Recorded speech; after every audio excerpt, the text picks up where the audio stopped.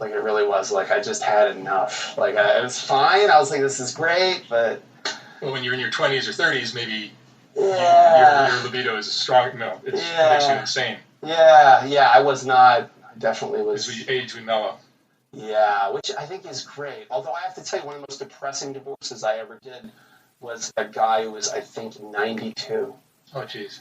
And what made it depressing is that he had left his wife of, 50-something, 60-something years for a younger woman, a woman in her 50s.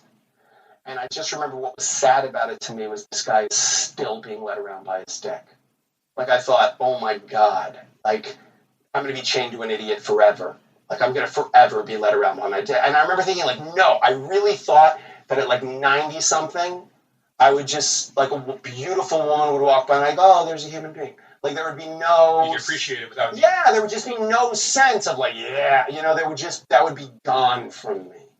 And this guy's proof that 90-something years old and you're still thinking with your dick. Like, that terrified me. It really did. It actually upset me. Because I thought at some point I'd get to experience what it's like to just be free. You live in New York where there's a financial industry, there's all kinds of industries here. Oh, yeah. But to me, sometimes I wonder if female attractiveness isn't the highest valued commodity in our 100% it is. 100%. It is. Yeah, of course. Because men are becoming rich and powerful in order to get a woman. Of course. The woman they want. Of course. What an attractive woman. And when I say attractive, I don't just mean attractive. I mean even just sexually confident. I mean, what an unbelievably lucrative career that is. Like, I do divorces for people that, a woman walks out with $200-300 million. He was an analyst at Goldman Sachs who built a hedge fund and then sold it and then used his trading algorithm to build it up to $500 million. She was hot and slept with him for a while and then stopped and started sleeping with other people and playing tennis and having Botox. And she's going to get half.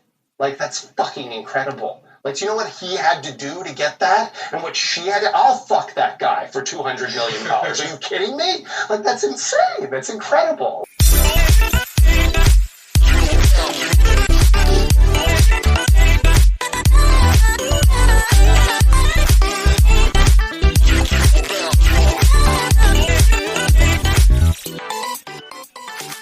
What's up, my Housewives Relatable listeners? It's your girl Stella coming to you once again to talk about it all. Hi guys, I hope everyone is doing well on this Thursday.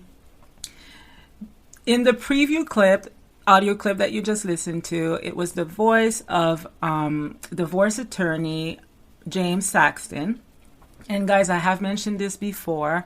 I have many interests outside of the Real Housewives, but I always find a way to make it relatable to housewives for some reason. So I'm just going to get there soon. So that was the voice of James Saxton, divorce attorney in New York. And he was basically giving an interview with Mark Laita from Soft White Underbelly. For those that are not familiar with the show, he has a podcast. Pretty much all of his videos are available on YouTube. Very interesting content if you like that kind of stuff.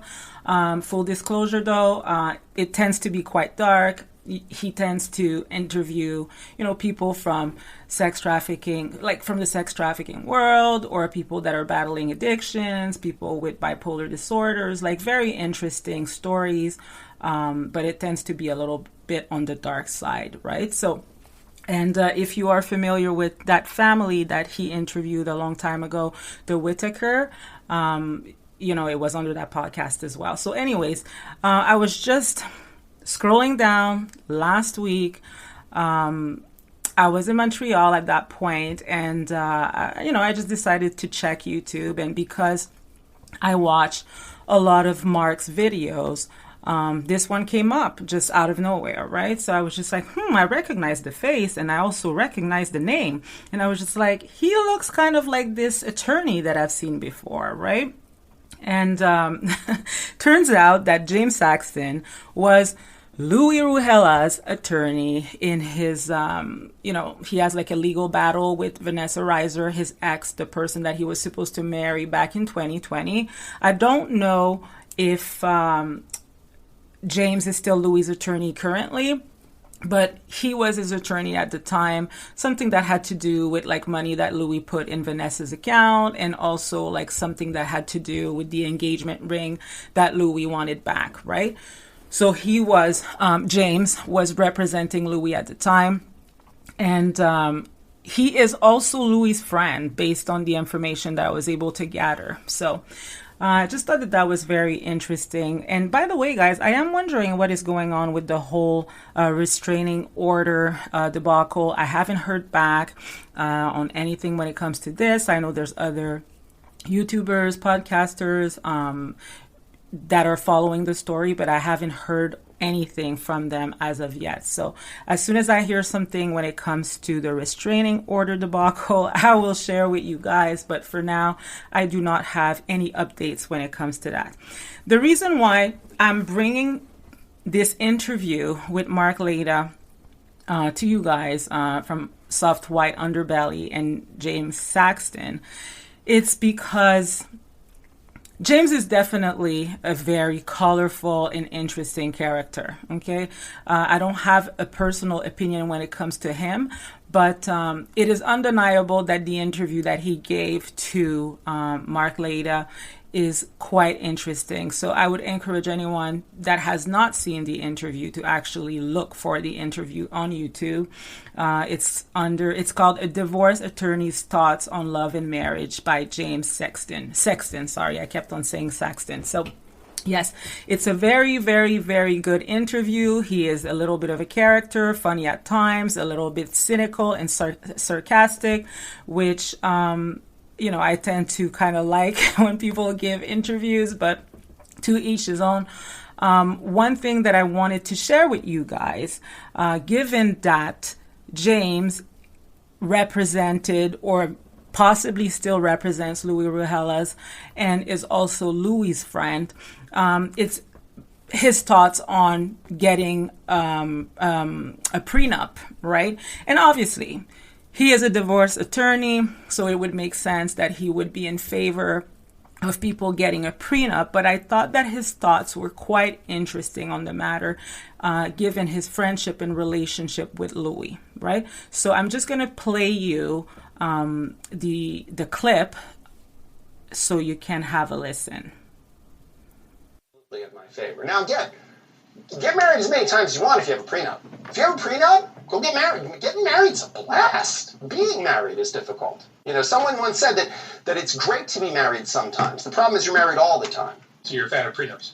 I'm a huge fan of prenups. I mean, I shouldn't be, because a prenup for a couple of $1,000s will save you hundreds of thousands of dollars potentially in legal fees, if not millions.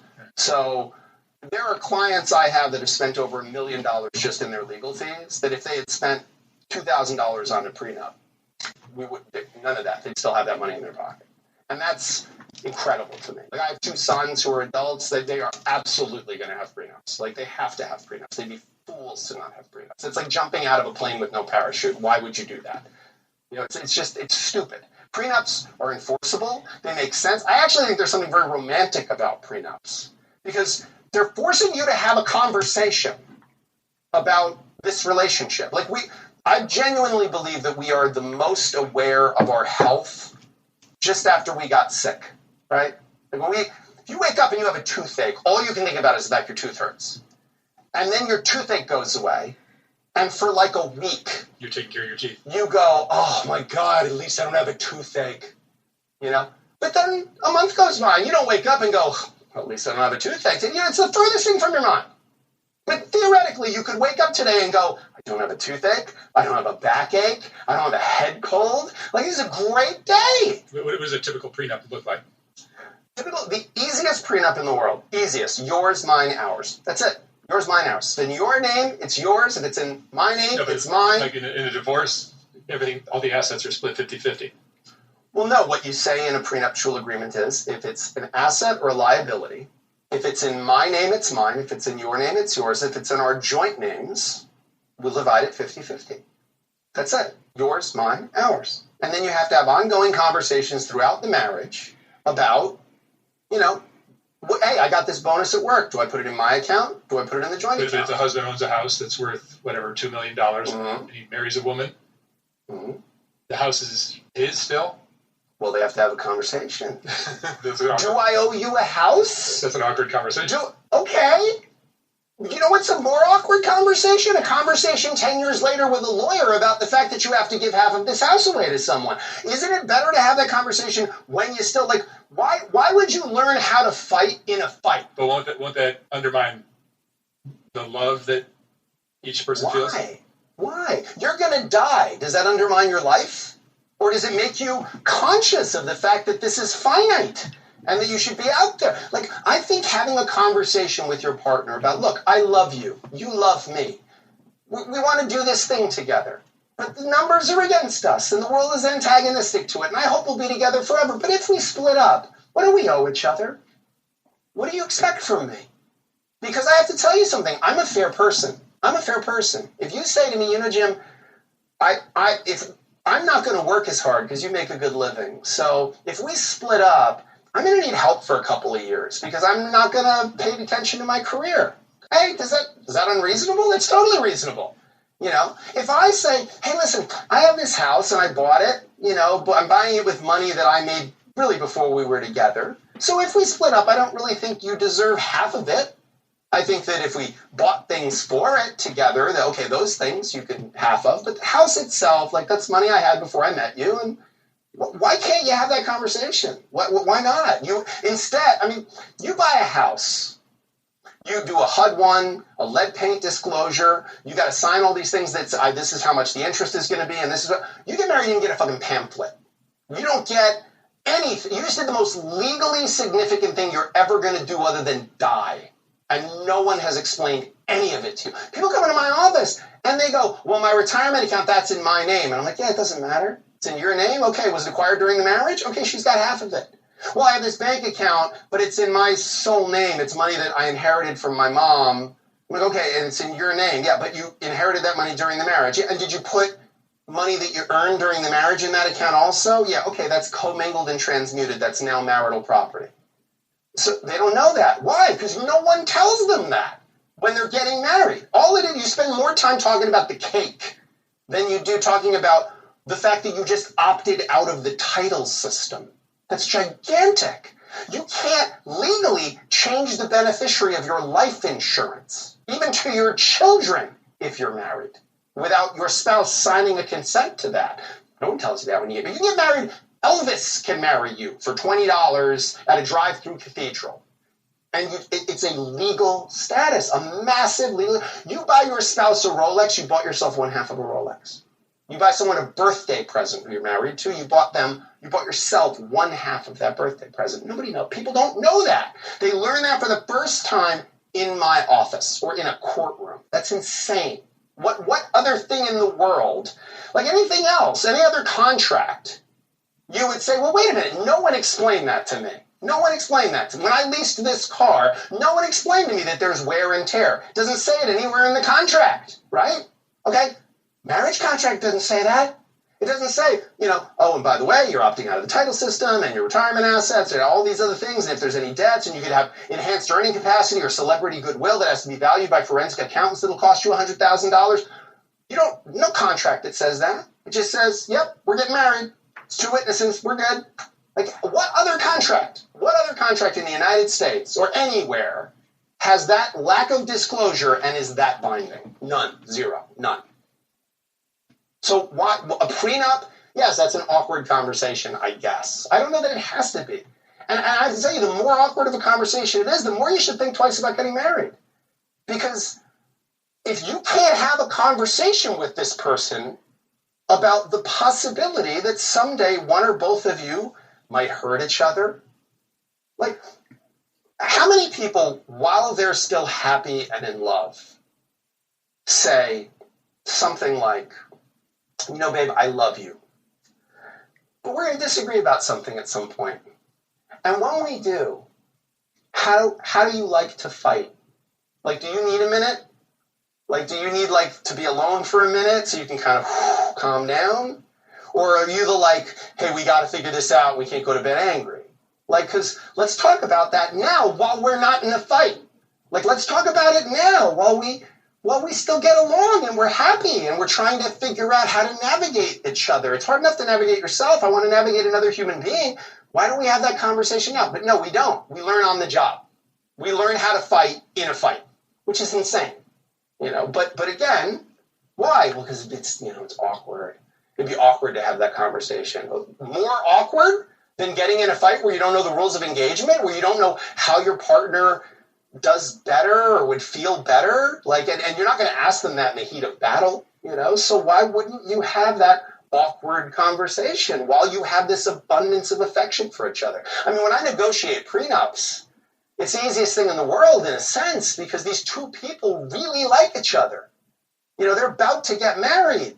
So they're clearly not trying to kill each other. At that point, they clearly like each other. So you just say, hey, listen, go home, talk to your fiance about X, Y, and Z and see what they think. And tell them what your concern is. And very often people will come back and say to me, I have to tell you, I've been doing this now, over 20 years. I do a lot of prenups. I do maybe 5-6 prenups a month. Sometimes during pre-wedding season, which is the fall and before the summer, I'll do 10, 15 a month. The people who say to me, oh, well, I don't want to have that conversation. I think they get the prenup and within 3-4 years they're divorced. Sometimes 5 years and then 7 years, but they're the ones who get divorced. They have no business getting married. The ones who have the discussion and figure out well, I'm worried because if you keep the place, yeah, you're right. Okay, so what if I give you this amount of money and it's this much for each year? Okay, yeah, that's cool. Let's do it that way. Those people, they'll probably never put the prenup in a safe someplace. You'll never look at it probably. So that was James Sexton, Louie's attorney in his case with Vanessa Reiser's position on getting a prenup.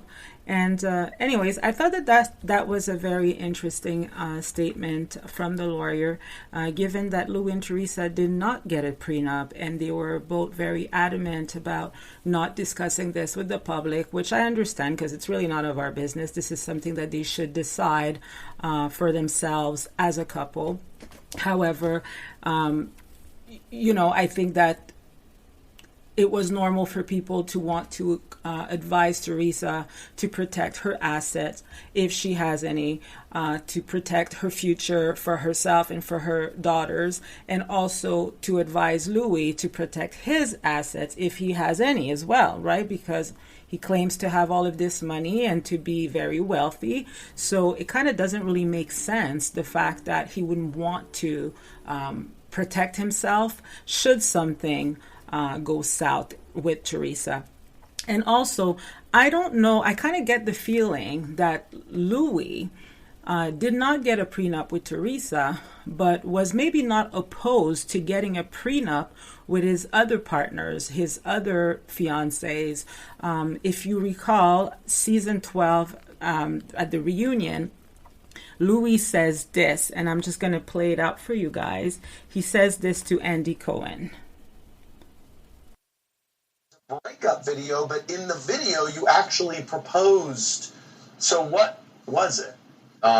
Was in a relationship, it was toxic, and my business partner was going to this retreat. So I said, let's go. And we weren't naked on the beach, we were wearing gym shorts because they kept sending us in and out of the ocean. Going in and out of the ocean, they made the men and set intentions to their wives. I was a single guy, so I made this intention to this woman that I was dating. I was trying to break up, but I didn't have the gut to do it. So when I went there, they made me commit to her. Got it. And basically said, stop making excuses. And I committed to her. And you wound up coming home, and then you broke up. I wound up coming home, and she gave me a prenup, asking me for $1 million to get married. And that didn't go. Yes. No. I like that. That's how you explain the video. That's amazing. Okay, guys, so I know last week I promised you an interview, and I said that I had been working on getting this person to come on, and I was in communication with this former housewife from the Real Housewives of New Jersey, and at that point, there was no firm commitment, but the former housewife had agreed to chatting with me at that point in time, and everything was going well. And then eventually, communication kind of started, not necessarily stopping, but I felt like something was a little off during our conversation. Maybe just the amount of time that it took to respond from the initial communication that we had. So while I was listening to All About the Truth last week, one of the girls, I can't remember which one, said that they were going to have Amber Marchese. They actually said Amber Marquise, but I think they meant Amber Marchese on their podcast. And I was like, oh, okay, so they're having Amber on their podcast. And then I reached out to Amber to say, well, you know what? I think it's just probably best at this point that we don't do the interview right now because you're going to be on their show. And, not to bash anyone, but I know that they tend to want to, that particular podcast, that's what they do. There's no shade, no hate from my part, but I'm just saying, like, they tend to like to bash a particular current housewife on their show, which is Melissa. And that's just not what I want to do. I had 17 questions planned for Amber. The guest was supposed to be Amber. I had 17 questions for her, and none of them had to do with Teresa or Melissa. Actually, there was just maybe one that had to do with the Teresa and Victoria Gotti situation that I just wanted to kind of bring up again. Not necessarily to bring light to the rumors about Teresa and Nicole's mother, but just the behind the scenes on how that whole event took place. Because I don't even know at this point if Victoria Gotti or Teresa are still friends. I know there was some friction after that scene got released years ago. Victoria claims that she was telling the truth, that, Teresa knew that she would be filmed, that she would be mic'd, and that she would be coming on to say this on camera. Those were the claims made by Victoria Gotti at the time. And Teresa basically just said the whole time, well, I have nothing to do with it. I didn't know that she was going to do this. So I kind of just wanted to have a little bit more clarification when it came to that whole scene. But other than that, I didn't have any questions for Teresa or about Teresa, or no questions at all about Melissa. I know that Amber and Melissa are probably not in a good place right now. I didn't think it was necessarily what I wanted to do. I didn't want to bring her on just to give her an opportunity to bash someone, right? Because at the end of the day, the way that I see it is, the name of my podcast is Housewives Relatable, and I understand that people love gossip. So do I. And I understand that people want to talk about housewives, and that's my commitment to you guys. We're going to talk about housewives. But if I'm going to bring on a former housewife from the show, my intent was to mostly talk about Amber, and to talk about who is Amber, because she was only there for one season. It was kind of like an opportunity to give her the opportunity to, explain herself, portray herself to the public in a way that we did not know her, right? Because obviously, I say that all the time, it's reality TV. I'm not sure that it's actually real. What they say is real, but it is definitely manipulated, edited, and all of that. So people are kind of just like, build into these characters, and somewhere in between lies the truth, right? So I thought it was interesting to talk about Amber because, and I want people to be understanding of this. Even though I like Melissa, or even though I like other housewives, if I choose to bring people on, it doesn't have anything to do with who likes who or who hates who, right? It's really an opportunity to give them to just kind of like show themselves in a different light, and just talk to me about what they've been doing since they're not on the show anymore, after the show, like their life after Housewives, right? So at the end of the day, I was not interested in talking or bashing Melissa, because I know that that's what people want to hear, people want to do, and it should kind of just prove to you, like just by the last interview that Siggy gave, right? Siggy, she went really hard for Margaret, and she gave a first interview that was broken into two parts, and then 4 weeks later she gave another interview that was broken into two parts again. And then I was just like, is it really necessary? Are we really going to learn anything different that we didn't know about the first time. And again, it's just like Siggy went on and she doubled down on her hate for Margaret. And I'm not saying that Siggy does not have any reasons to feel the way she feels about Margaret. That's their relationship, right? But what I'm saying is I don't really understand why Siggy would come on. And, you know, she likes to say that she's all about this women empowerment and that she's all about women and building each other. But what I heard on her interview with All About the Truth was basically her bashing Margaret on her looks, making fun of her age, like making fun of her, like shaming her, right? Which I didn't think was cool, because if you think that you are so above it and that you're so smart and that, you know, you can speak so many different languages, like use your intellect, you know, to make a statement about someone. But the fact that she was personally attacking Margaret's teeth and her look and the fact that she looks old, according to Siggy, those are not my words, those are her words. I just don't play. I just don't play in that mud, right? And I am not for censorship. If I was to have a housewife, well, not a housewife, it would have to be a former housewife, because I've said to you guys before, I'm not interested in speaking to housewives because I feel like they're all under a gag order of some sort, even though it might not be an official one. They can't really talk about stuff too much. They'll always like refer you back to the show and say, well, you know, you have to kind of watch the show or you have to watch the reunion. I can't really touch on that right now. I think it's more insightful and powerful of an interview to have a person that is no longer on the show. So the fact that Siggy went on that interview and bashed Margaret, again, I was just like, no, that's not what I want to do. And now the girls from All About the Truth have confirmed that the interview's not out yet with Amber, but they have confirmed in their on their podcast today that Amber disclosed a lot of stuff about Melissa. So I don't know, like people seem to say this all the time. They did the same thing with Siggy and they're like, oh, tell us, like, were you privy of what Melissa was doing behind the scenes that you can share with us? Because we're all ears. We want to know, right?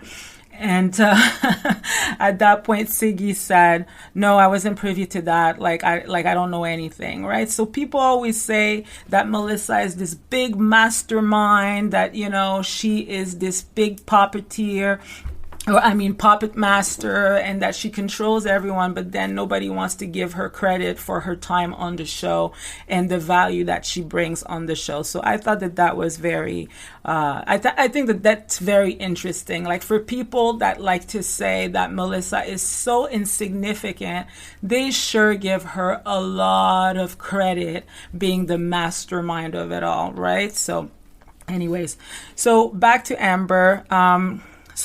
After careful consideration, I don't think that I will be doing an interview with Amber anytime soon. And the reason for this is because I don't necessarily want to jump on that bandwagon. If that's what she wants to do, that's okay. She can go and bash Melissa on another podcast. I don't want to piggyback off of that interview and make it seem like I'm connecting myself to this. So I'm not going to interview her at this point. I'm not saying that I'm not gonna in the future, but I find that I won't be connecting with her regarding an interview because it would be too soon. It's unfortunate though, because I do find that people like Amber, whether you like them or you don't like them, or some people do not like her husband at all, definitely an interesting character. I'm always interested in talking to people that are interesting and different and have different opinions. That's what I'm about, and that's what I want to kind of bring forward to you guys. And there was a lot of stuff that were written in that book from Not All Diamonds and Rose, which is a book by Dave Quinn, but also an Andy Cohen book, right? Amber has alluded several times that she was misquoted in the book, that she gave David an interview. I think she sat with him for like 4 hours or something. And then her quotes were used in the book and misquoted or put out of context in the book, right? And according to Amber, this was done intentionally because, you know, Andy Cohen does not like her and does not like her husband. So I wanted to give her an opportunity to kind of speak on that, right? Given the circumstances that are happening right now with with Bravo and the network and the lawsuit, and more on that later. So, yeah. That's what I wanted to share with you guys when it comes to Amber. So I am currently working on another guest. It won't be a housewife. I'm trying to manage schedules at this point, but I think it will be a very interesting interview if we can make that one happen. Because as I said before, I try to find a way to make it relatable to housewives always. You know, guys, about Bethenny and the lawsuit, okay, I just thought that I would say this very briefly when it comes to the matter. You guys know my opinion about this. I have shared it before. I am not against the lawsuit in itself. I do not think that the points that were brought up are not valid points. The problem that I have mostly is Bethenny posing as the ringleader of that lawsuit and, acting as if like, oh my gosh, Bravo is doing all of these things and it's such a toxic environment for minors and children, and people are being forced to be put in situations that are very detrimental to their mental health, and people are encouraged to drink and all of that stuff. I'm not saying that those points are not valid. Obviously, it is a reality show. I do understand that they need, like that Bravo or NBC needs to do a better job at protecting their talent and making sure that people are safe. The people under their network are safe. So that being said, I don't know why when Bethenny started with this whole thing, with the whole lawsuit, and after that whole strike that is happening with the writers and all of that. So I was thinking, I don't know why Bethenny reminded me of, and I'm not about to get all political on you guys, but to me, she reminded me of Michael Cohen. And I'm not saying that I'm for this party, that party. Like, first of all, like, I don't, I'm not sharing my opinion when it comes to this, right? But she reminded me of Michael Cohen, and I will tell you why. Because I remember at some point in time when that gentleman, and Michael Cohen was the fixer. He was known as the fixer for President. I'm going to spell the name because it's not just going to be on that podcast. This is going to go on YouTube, and I don't want this to affect the algorithm. So I'm going to spell his name, Trump. So that president, right? And he was, having a hearing in front of Congress at some point in time, and he was basically trying to explain or convince or tell his story as to why he thought that this person was such a bad person. And I'm not saying that he is or he is not. I'm just talking about what happened a few years ago with Michael Cohen. And one of the members at some point in time, after listening to his story, he said, and for some reason that kind of stuck with me. He said, listen, I don't have a problem with you telling your story and saying all of these horrible things that, this president has done. But it's not like you worked with him for like 10 minutes. It's not like you worked with him for 10 hours. And it's not like you worked with him for 10 months. You worked with him for 10 years, for over 10 years. So I kind of have a hard time believing that, you have all of this opinion about this person that is such a horrible person, but you worked with them and stuck by them for 10 years, right? So when it comes to Bethenny, I kind of feel the same way. It's not like, everybody has, maybe not everybody, but a lot of people these days have the desire to become, famous or to be known and to be on TV. And at some point in time, that's something that Bethenny aspired to do, and she did. And, at that time when Bethenny was introduced as a New York Housewives, I was a big fan of hers. I like the fact that she was broke. I like the fact that, she She had a smart mouth, but she was funny. She was so relatable at that point, season 1 of New York Housewives. But then later on, something changed, and then eventually she left the show, and then she made her millions, and that was great, and we're happy for her, and that's not an issue at all. But Bethenny left the show. Then she had her spin-off, Bethenny. Bethenny is getting married, and then Bethenny Ever After. And then after that, Bethenny was just like, oh no, I'm done with Housewives. I'm not doing the show anymore, yada, yada, yada. That's fine, right? But then she came back to the show years later. And then she came back to the show, and already her persona was a little bit different. It wasn't the same Bethenny that we knew in previous years, right? But it's okay. People are not supposed to stay the same. People are supposed to evolve. People are supposed to, they go through things in life, and it's kind of unrealistic to expect for someone to stay the exact same person than they were 3, 4, 10 years ago, right? But then Bethenny left again, and then she came back. So it's like, which one is it, Bethenny? And I've said this in I don't know, I don't recall if it was my previous episodes, but Bethenny is talking about all of the horrible treatments that the Bravo or NBC talents are receiving.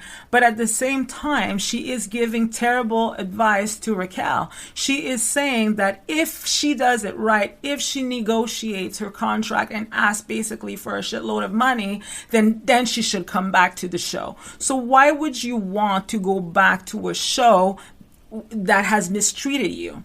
If you are advocating for the fact that this network is bad, is evil, and they're doing horrible stuff to their talent, why is it okay to ask for more money in order to be subjected to those atrocities, right?